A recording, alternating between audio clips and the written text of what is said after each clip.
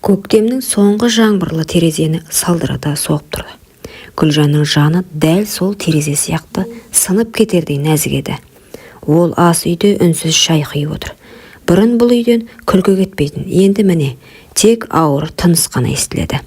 Азамат бір кездері мықты, қолынан іс келетін, ауылдың сыйлы жігіті еді.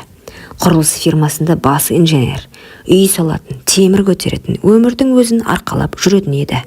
Ал қазір арбада. Бір сәттік апат. Бір түні жолда бұрылыстан шыға бергенде көлік аударылып, бел омыртқасы үзіліп, қайта жүрмейтін болған. Апаттан кейін бәрі өзгерді. Гүлжан бір сәтте жанынан кетпеді. Киімін ауыстырды, дәрісін берді. Тамағын ішкізді, қасында ұйықтады. Алғашқы айларда Азамат үндемеді, ұялы телефонында қолына алмады. Тек кейде көзімен терезеге қарап, мен енді кіммін деген сұрақты іштей қойып отыратын. Бір күні ол сыбырлап айтты: "Мені неге тастамадың? Сен менің күйеуімсің ғой", деді Гүлжан күлімсіреп. "Күйеу емес енді еркекті емеспін", деді. Сол сәтте Гүлжанның жүрегі шым ете қалды. Ол білетін Азамат намысшыл, күшті, бәрін өз қолымен жасайтын адам еді. Ал енді ол өз-өзін қор санады. Гүлжан түн сайын төсегіне жатып, ерінің ауыр тынысын тыңдайтын. Азамат кейде түсінде айқайлап оянып кететін. "Жүрегім ауырды", дейтін ол, бірақ денем сезбейді. Әйел оның қолын ұстап жылап отыратын, бірақ ешқашан оның алдында әлсіздік көрсетпейтін. Бір күні көршісі Сәния кіріп келіп: "Гүлжан-ау, еркек адам ауырса да әйел тірі болу керек, сен өзіңді ұмыттың ғой, шашың ағарып кетіпті", деді. Сол сөз Гүлжанның жүрегіне қадалды. Ол расында әйел екенін, сезім бар екенін, әдемі болуға, еркек назына бөленуге қақысы бар екенін ұмытып бара жатқандай еді. Бірақ ол үшін қазір бәрінен биік парыз. Ерінің көзіне қарап тұрып, "Тастап кетсең, Алланың алдында жауап берем", деп өз-өзін жұбататын. Кейде күйеуі оған: "Бір күні сен менен шаршайсың", дейтін. "Жоқ, мен сенімен бірге боламын", дейтін әйел. Бірақ жүрегінің түбінде ол сөздерге сену қиындап бара жатты. Ер адам мінезін жоғалтқанда, әйел де іштей өледі екен.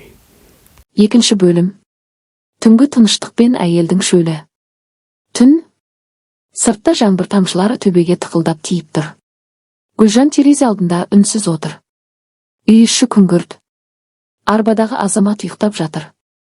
Оның тынысы баяу, кейде ауыр демалады. Сол сәттерде әйелдің жүрегі де қоса ауырлайтын. Күйеуі апаттан кейін бұрынғы Азамат емес еді. Ол өзгерді. Күле алмайтын, сөйлесе алмайтын, тек өз-өзіне тұйық адамға айналды. Ал Гүлжан тірі өлікке айналған әйел. Оның бар өмірі күтім, дәрі, тамақ, тазалық. Күн сайын бір қалыпты өмір, бірақ жүрегі бос. Бір түндері ол терезеге қарап отырып өзіне сұрақ қойды: "Мен әйел емеспін бе? Неге менде құшақ жылулығын сағындым?" Сол ойдан ұялды. Қолындағы сақинасына қарап көзінен жас ыршып шықты. Таңертең Азамат әдеттегідей: "Шай", деді. Гүлжан үнсіз шайнекке су құйды. Бірақ оның жанарында жылылық жоқ еді. Сырттай бәрі тыныш, бірақ үйдің ішінде бір салқындық, бір мұң сезілетін. Күндер осылай өтіп жатты. Бір күні пештің түтіні кері тартып, үйдің іші көк түтінге толды. Гүлжан сыртқа отын шығаруға шыққан кезде көрші үйден Бекзат келді. Жас жігіт. Көзінде мейірім бар, қолы шапшаң. "Апай, көмектесейін бе?" "Қажет емес, өзім істеймін", деді әйел салқын үнмен. "Жоқ", иісі шығып тұр, түтін ұясы бітелген. "Рұқсат етіңіз, жөндеп берем." Бекзат үйге кіріп түтін жүретін жолды тазалап берді. Ол кетерде күлімдеп: "Мынау апай, сіздің қолыңыздың дәмі бар екен. Шайыңыздың иісі үйге тарап тұр", деді.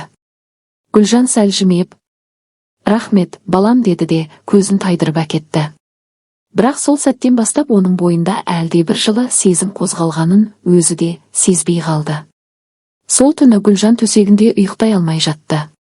Күйеуі жанында ұйықтап жатыр. Бірақ оның денесінен жылу емес, суық сезілетін. Көзін жұмса, Бекзаттың жылы жүзі елестейді. Жандағы арбадағы еріне қарап іштей сыбырлады: "Кешір мені, мен де тірі жанмын". Ол әйел еді. Әйел болған соң жүрегінде жылулық іздейтін, назға зәру бір нәзіктік бар еді.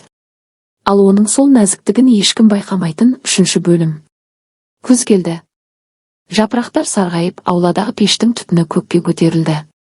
Гүлжан таңнан кешке дейін арбаның жанында, дәрі, ас, жуылмаған ыдыс, отын бәрі оның мойнында.